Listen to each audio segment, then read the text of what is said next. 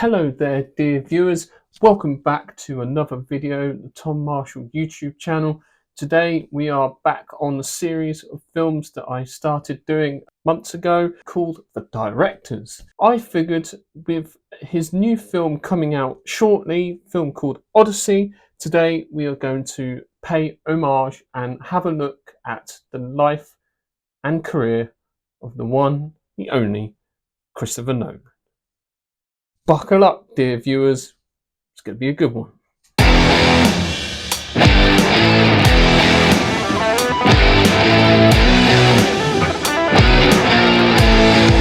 What do you get when you combine quantum physics, fractured timelines, and a man obsessed with IMAX cameras? You get Christopher Nolan, the filmmaker who turned cerebral storytelling into box office gold. From Memento to Oppenheimer, Nolan has redefined what it means to make a blockbuster. But how did this philosophy major from London become one of the most influential directors of our time? Let's dive into the mind behind the movies. And beginnings was a humble one. He was born in London in 1970. Nolan was captivated by storytelling from a young age. He started making short films with his dad's Super 8 camera and never stopped. After studying English literature at University College London, he made the film Following, 1998, on a shoestring budget. But it was Memento, in the year 2000, a mind-bending thriller told in reverse, that put him on the map. The film earned him an Oscar nomination and proved that audiences were hungry for smart, unconventional narratives. Then came the Dark Knight trilogy, my personal favourite.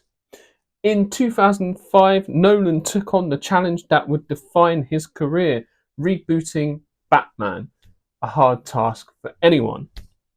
With Batman Begins, he grounded the superhero in gritty realism.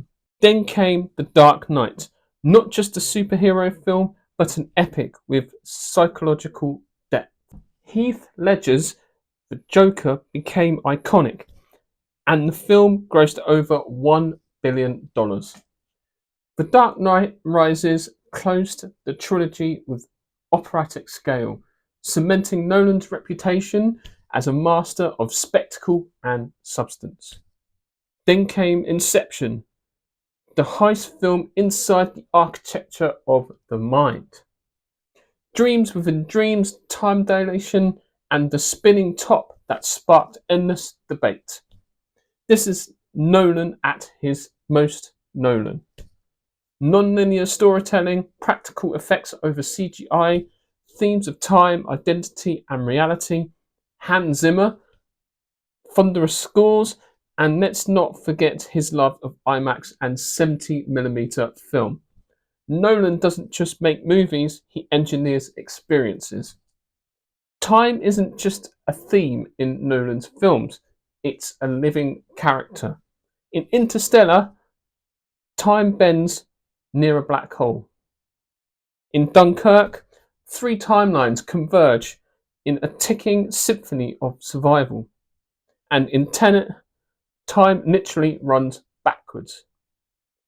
Nolan challenges viewers to think, to feel, and to rewatch, because films reward attention and curiosity. Oppenheimer and his legacy. With Oppenheimer, Nolan tackled history and made pulse with urgency.